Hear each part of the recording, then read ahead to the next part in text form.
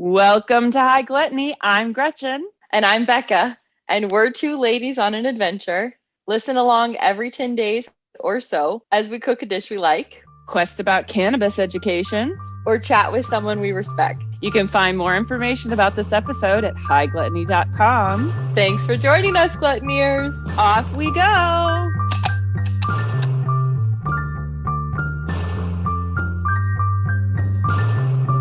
Let's get to it. How are you feeling today, Gretchen? Oh, I was actually doing pretty well. Pretty excited about our alcohol infusion episode that we're about to do. Although we did have some kitty cat excitement here today, and that I had to do some extra cleaning because somebody exploded all over the place here. Basically what happened. Oh my gosh. So yeah, I'm not going to get any more into that. We don't want to hear about that. Really, it's gross. Unexpected animal issues. But other than that, I'm doing pretty good. It's a beautiful day. Just avoiding bottle rock by staying at home as much as possible this weekend. Yeah, bottle rock on, I guess. Go for it. How are you today, Becca? I'm good. I've been mad this week. I've been tired this week. I am just overwhelmed by all the things going on, as I know a lot of people are. So just trying to figure out how to balance all that and just pretend everything's fine and just keep going to work every day.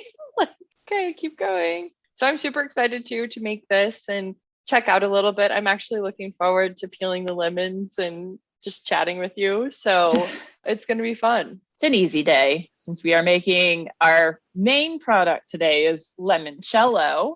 Since I am almost a limoncello pro at this point, over the course of the last year, I've made it it's been requested by my employers as something I can do for them. And I have been infusing things in alcohol for a while.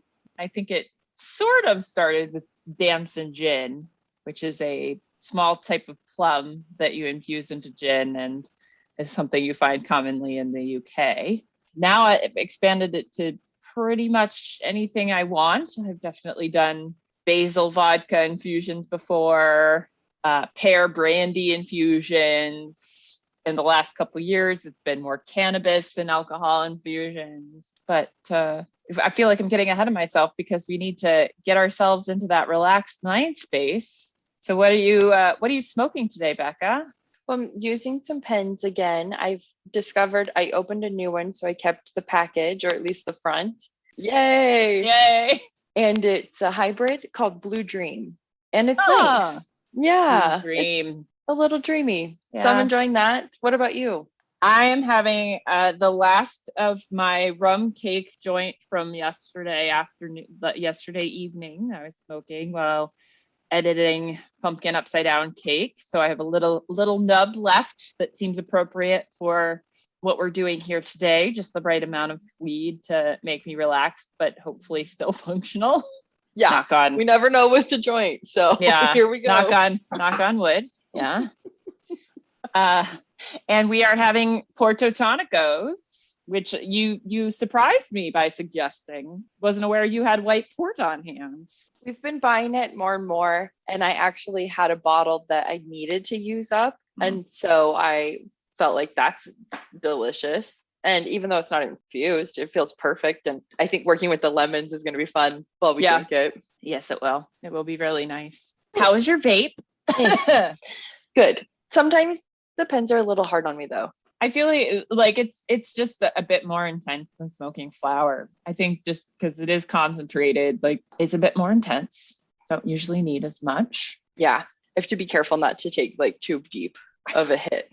I'm like, it's so easy. Take it slow. Yeah, I'm like, you gotta take it slow, Rebecca. My God. Small hits. And I was like, small hits. I know. I'm like, I will die if I don't inhale all the smoke right now. I know.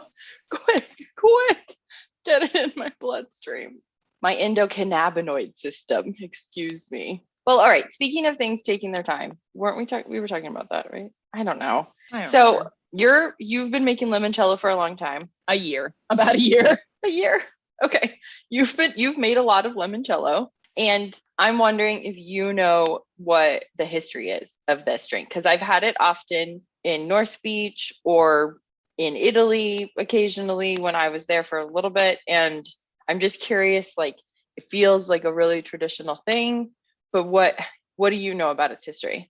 So I didn't really know anything about it. I learned about it in culinary school because I mean we learned about all that sort of stuff. So like A lot. Yeah. you get a really good primer on really all these little things. But as far as like a real history, there doesn't seem to be one. It seems to be so general and so found throughout Italy that it's really hard to say where it originated, who made it first. One article I read said that monks were the first ones to make it. And in the same article, they also noted that there are actually 3 other main stories about where limoncello came from, all relating to specific families. One that was in, I know one was like, oh no, now I've completely forgotten because I was going to say Sardinia, but I don't, that's not right. Capri claims that it was made there for the first time.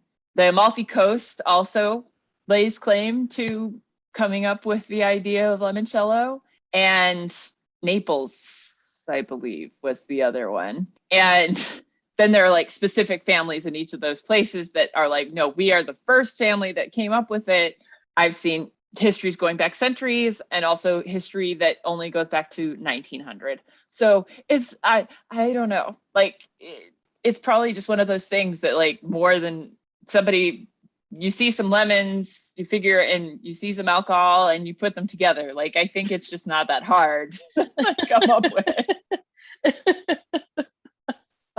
So like you said, it is not that hard. We would say probably it's a world level one. Yes, for sure. Yes, For sure. for It's world sure. level one and just requires a little bit of patience. We're trying to decide if this is a pantry power up or a full repisode.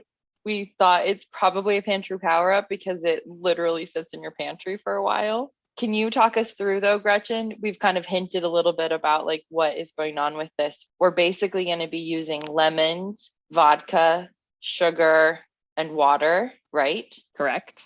And then what are our steps going to be? First thing, which we've already done this, wash your lemons. They do recommend getting organic because what we're going to be using is just the very outer layer of the pith, because that is basically the layer of the lemon that'll soak up anything. Or going with an organic lemon is better than something that is non-organic because you're more likely to encounter any contamination in the only part of the lemon you want for this. So right, you want it to be as clean as possible before you start. Exactly. So clean. So we washed them and dried them. The drying them is less important because there is actually water in our alcohol that we're going to be infusing into.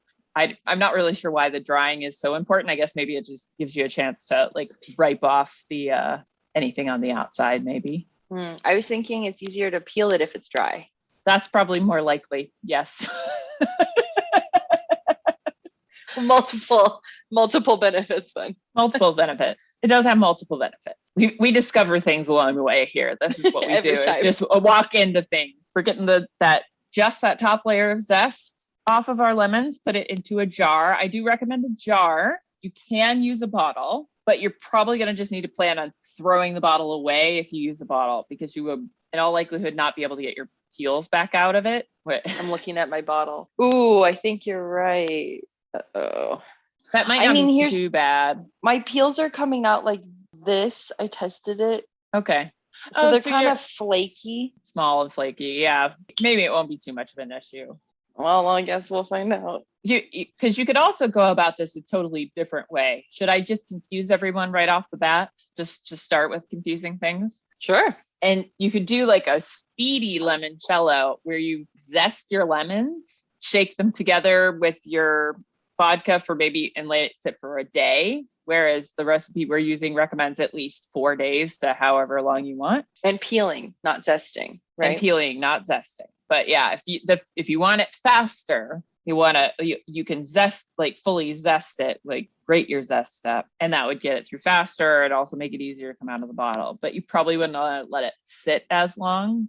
Just in case you have a limit to how much lemon flavor you like, where that's pretty much, you want to get the good flavors. You just don't want any gross flavors coming out. So the longer it sits, the more likely it is that you might get something kind of funky there. Let me get this right so far. We've got a bunch of lemons, 10. I don't know if we said that, 10 lemons and 750 milliliters of vodka. And then we will peel these lemons. You have a soft peeler? I do have a soft peeler. So this is a peeler that has it's a serrated edge.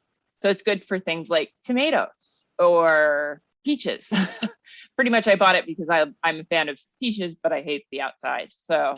And I don't have a soft peeler. I have a hard peeler. So we'll get through this together with our separate peels. We could also take, if your peeler is going too hard, we can take a page out from Giada De Laurentiis and her recipe, who takes the extra step to go through and remove any white parts off of the zest. So that is an option. If you're finding that your peeler is leaving a lot of zest on, you can remove it. It might be a bit more of a specialty move just because of getting the technique might be a little bit challenging for some people. But if you've ever filleted a fish, like taking the skin off, same principle. Okay. We will peel all of our lemons. And then what are we going to do? You're going to put them in the jar with our vodka. And that's it. And they sit for, like you said, up to 4 months. Well, I have had mine for like 4 or so months. I really have no idea. Like, I don't remember when I started them. The fact that I'm starting to put dates on things is a really good idea. I gotta say, labeling shit is a really good idea, people. This is a hot tip. Hot tip for all you people out there. Late breaking news. Well, at least 4 days. And then up to how long would you say is the longest time you should let it sit together? The recipes recommend a month. And since most of them do, I'd say that's a pretty well proven fact that either it's like after a month, have essentially removed all of those aromatic compounds out of the zest. And so there's just no point in keeping the zest in there because it's not doing anything. But then you can also look at it from the other direction of it's not hurting anything either. Depends on your level of laziness. Whenever you remember to go back to get it. It's fine. Yeah. If it's moldy for somehow, like, I don't know how that would happen, then I might say maybe get them out of there. But you're soaking them in alcohol. Like, it should be good for a long ass while. So perfect. So we let it sit for to be determined amount of time. And then what do we do after that? You add a simple syrup, 50-50 water and sugar to your taste. Do you do anything before you add the syrup? Yeah. Strain the peels out. Guess I spent so long talking about how long to leave the peels in. I didn't tell you what to do with them. Get them out of there. Strain the peels out. Strain the peels out. I use cheesecloth, so I end up with a pretty clear liquor, beautiful yellow liquor. I tend to go a little bit lower amounts of sugar, since the more sugar you add, the easier it is to drink. And like, I don't know, I think this may be proven, but not 100% sure, that when you have something that has a lot of sugar in it, it carries the blood into carries the alcohol into your bloodstream a lot faster. I don't know if that's 100% true. So you always go a little less on the sugar though. Yeah. Either way. Yeah. You get bonus points if you can find grappa, which you can find grappa here in the US. That would have been the neutral spirit of choice to make limoncello in Italy, because grappa comes from grapes and they grow a lot of grapes. Vodka is a lot easier to get. It's neutral. Then you're done. You can give it away, drink it, do what you see fit. Awesome. We won't finish that second part together because I'll put mine in the cabinet and let it sit for a while. Gretchen will also put this batch we're making together in the cabinet.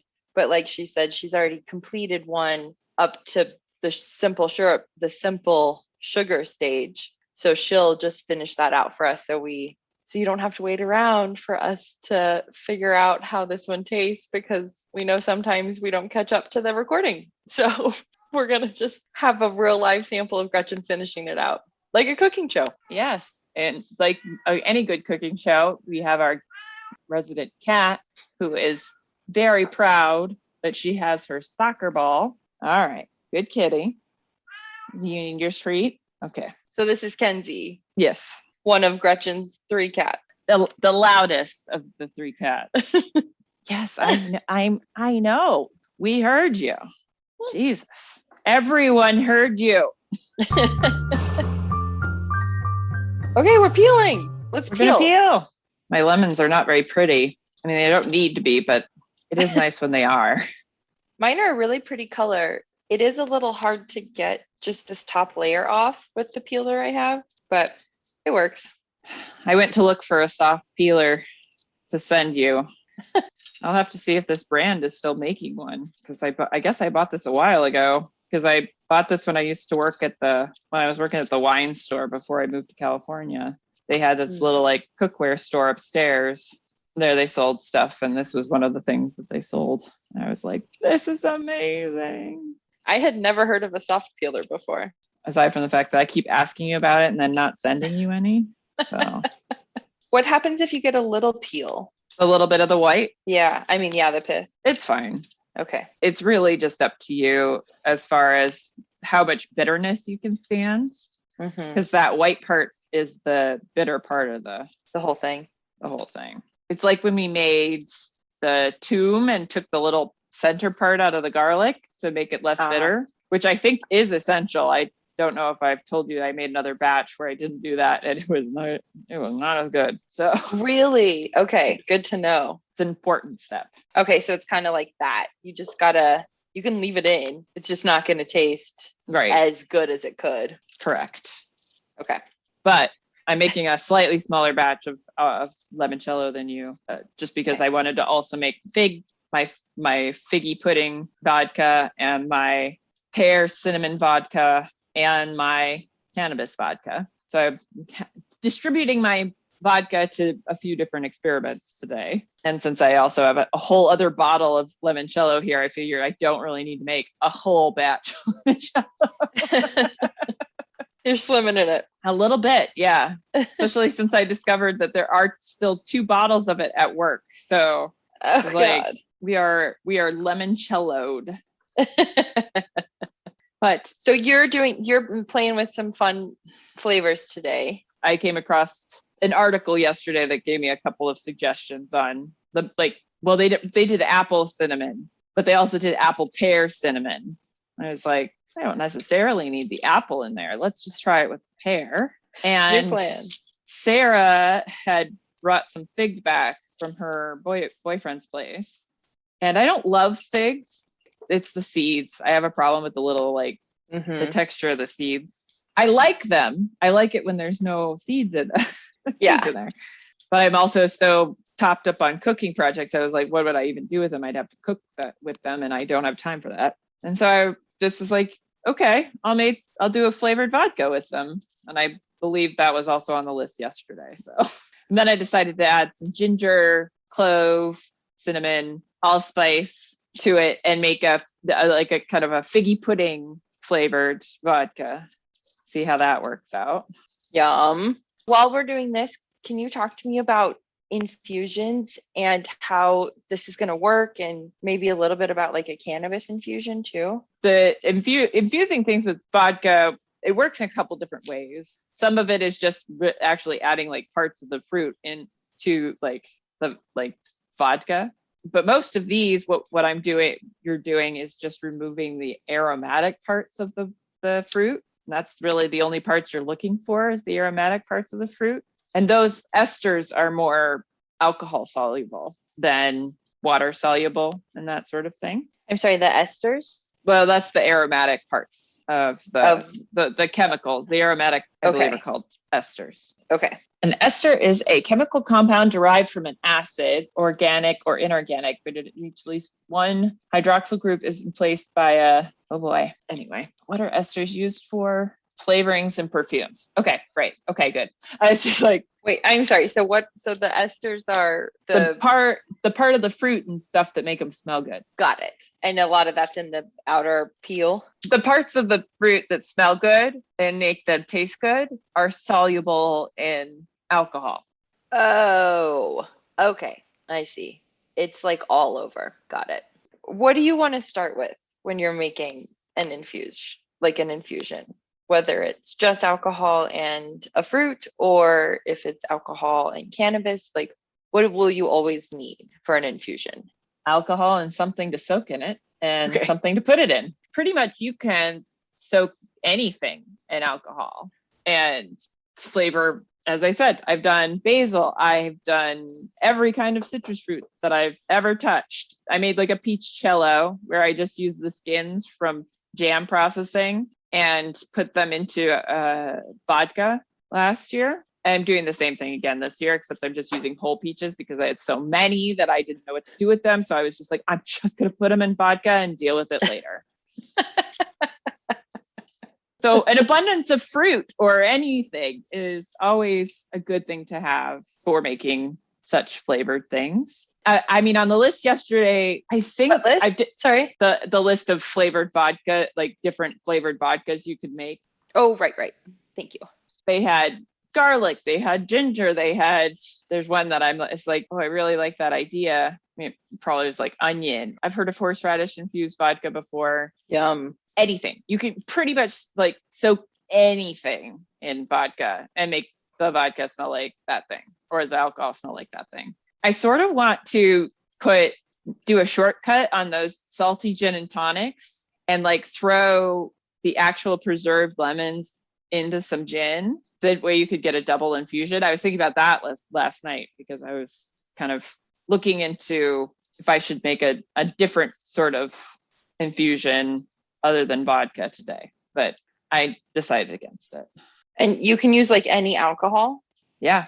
So there's a recipe for something that I'm dying to try, but they use mezcal in there. You do want to make sure that the flavors kind of meld together though. So, I mean, right. Rum might be a little interesting. Rum would be a bit harder to deal with just because it's the way it's spiced and things like that. But if it's a neutral rum, then all bets are off. Okay, cool. Okay, I'm gonna add my alcohol to your jar. Are you done peeling? Oh, I am. I only had six lemons, so I did some decarboxylate some cannabis earlier today. This jar says this pineapple haze. I'm gonna believe it. I have no reason to doubt it. It has no other markings on it, so I'm guessing that's right. This is a pineapple haze infusion. And put it in a jar. Now I am adding my vodka to that jar. Oh, perfect. I did a great job of splitting this bottle evenly 4 ways. Clipping my top on. Of course, I went and bought more glass top jars today. Of course, never enough glass jars. So what do I need to know about a cannabis infusion? We've talked about cannabis infusions before, like fairly in depth with tinctures, I believe.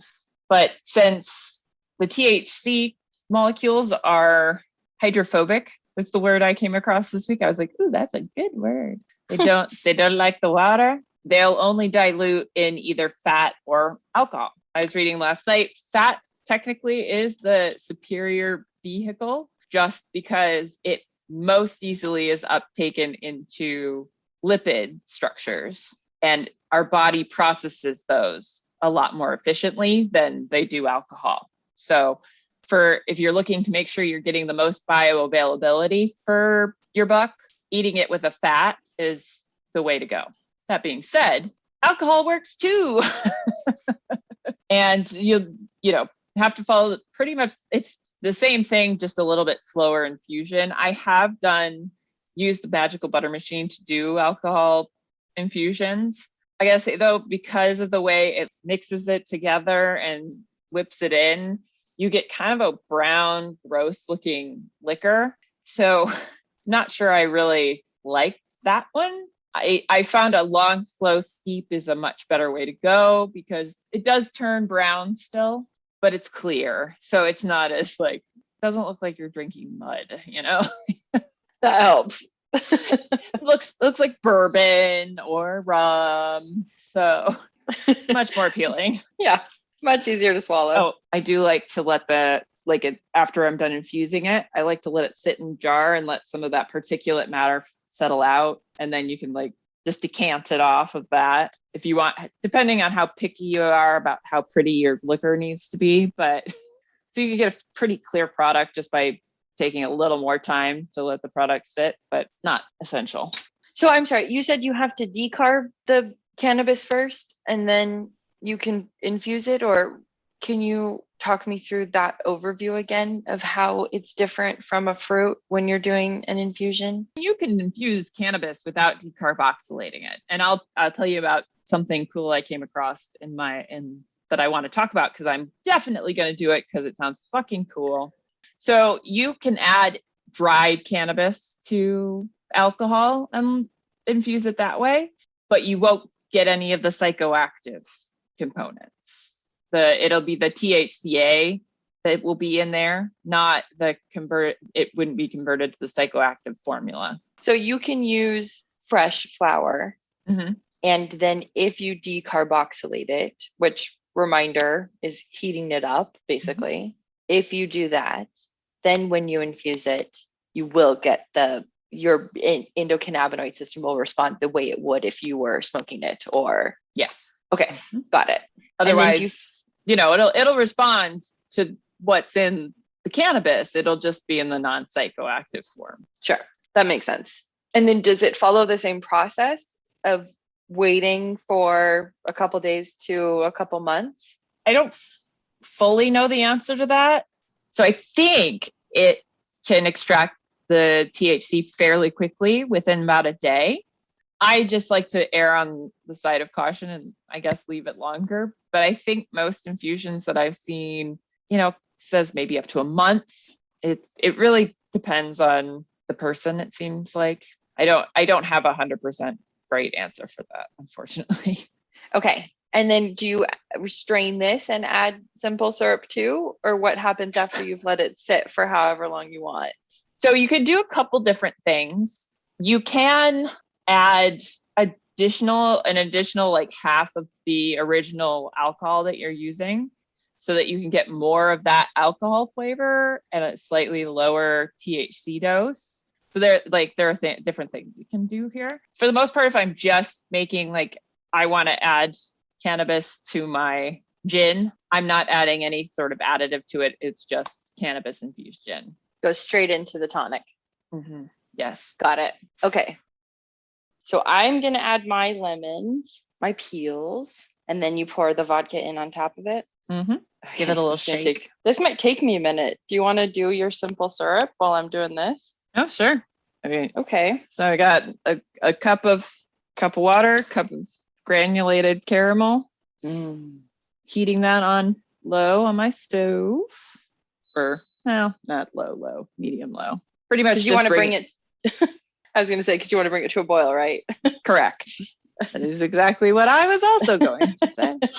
Come here, funnel. You will be very important. Just a part of this, adding the sugar water to the alcohol. How's it coming with the peels over there? Slow and steady. I see why you recommended a jar. Yeah, sorry. How's your sugar water coming along? Your caramel sugar water? It very cool. I didn't mix it together. You just left the sugar in the middle? So yeah, the whole bottom was just sugar. You can just see it's melting at the bottom. Fun. I finally finished adding my peels. I'm going to pour in my vodka. Yay! My water is boiled. Oh, so I'm adding my sugar water a little bit at a time. This bottle has milliliter marks on the side. Not sure how accurate they are. I've not tested it. So I had 700 milliliters of limoncello in here.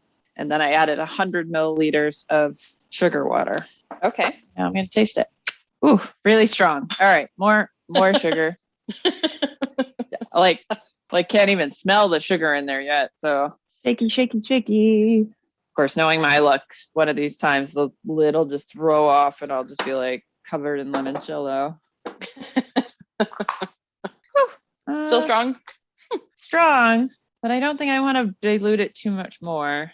Yeah, I think I'm going to leave it there. Okay. Then I can put this in my freezer as it's supposed to be cold. Frozen is fine, or freezer's fine. Fridge is fine too. Fridge is fine too. Okay. Yeah, it's usually drank cold. So that is alcohol infusions. Do you want to sip on your limoncello while I tell you some quick Googles about lemons? Sure. Tell me about lemons. Everyone knows citrus is pretty good for you for a lot of reasons. These little guys, though, are powerhouses. And I learned a lot through quick, fast research. So, top of the list, they can support heart health because they provide a lot of vitamin C. And vitamin C helps reduce your risk of heart disease and stroke. And one lemon can provide about 51% of what you need for your daily intake of vitamin C. No shit. I don't know how I didn't know that. It's super cool. So you just need to have like a glass of a lemon water like every day. And I think the pulp is really important. So I think you can't only juice it. I think you have to include some pulp in there. But if you're just throwing that in your water, you're getting a lot more than you would if you just juiced it. But it's pretty amazing because they're pretty small. They're just like packed full of vitamin C. So this will be healthy limoncello. Just this is healthy. This is our new argument for all things that you eat. It's not truly bad for you. Yeah. It is good for you in some ways. Some of the other ways that lemons are cool is that they can help with kidney stone prevention and they can help with digestive health because of the pectin in the pulp. Oh, so this is why the pulp is important. And that made me curious about pectin in general. Does it help with digestion?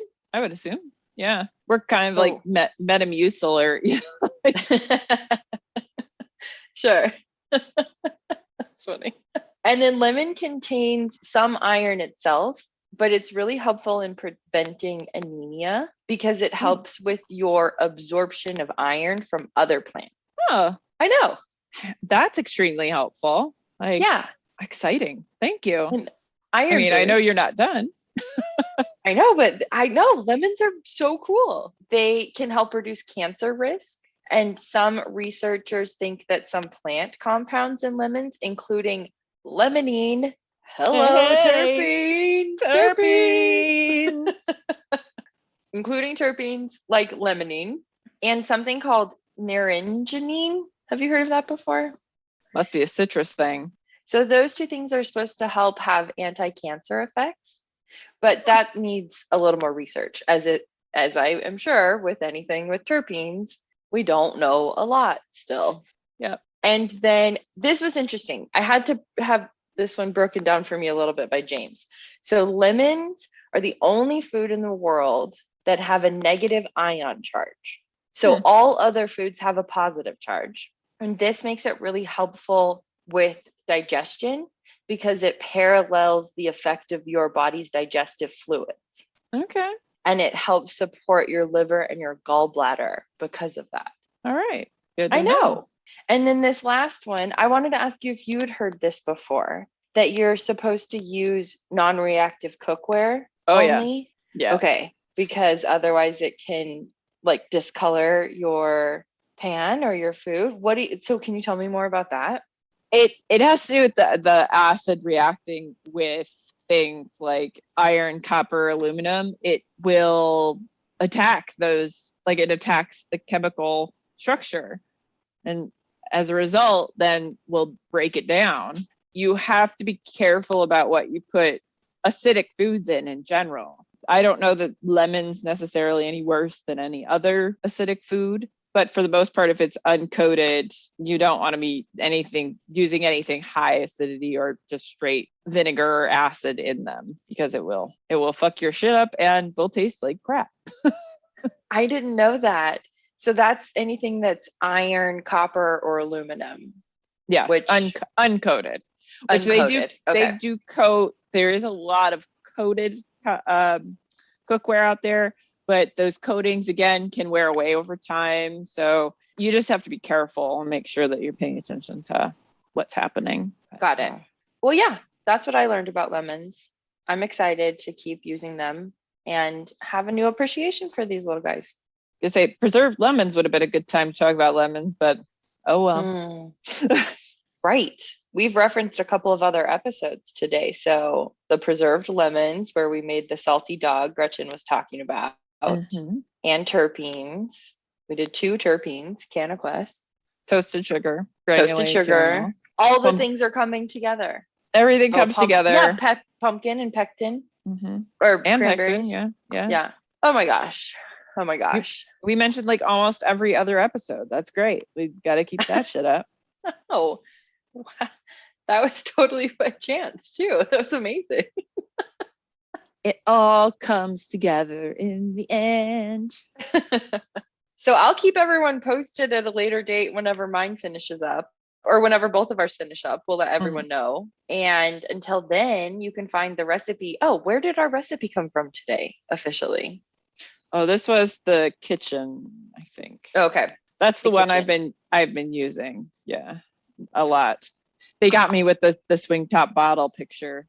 You were like a person after my own heart. Sold. So you can find that recipe and our thoughts at hightgluttony.com, and check us out on Instagram. And thanks for joining us, Gluttoneers. Thank you for joining us. Do you have your coconuts? I don't. I've got one. I don't know where the other one is right now. I need to put them together. What do you do with one coconut? Like, oh, I guess that does work. Knock on it. Yeah. Knock on it. Yeah. Oh wait, there's the other half. Aha! I guess all I had to do is talk about it, and I summoned it from the. And it appeared. All right, we both have 2 coconuts. This is a big deal. It took us about a year. Over a year. Off we go. Okay. It totally cancels it out. I know, it mutes one of us.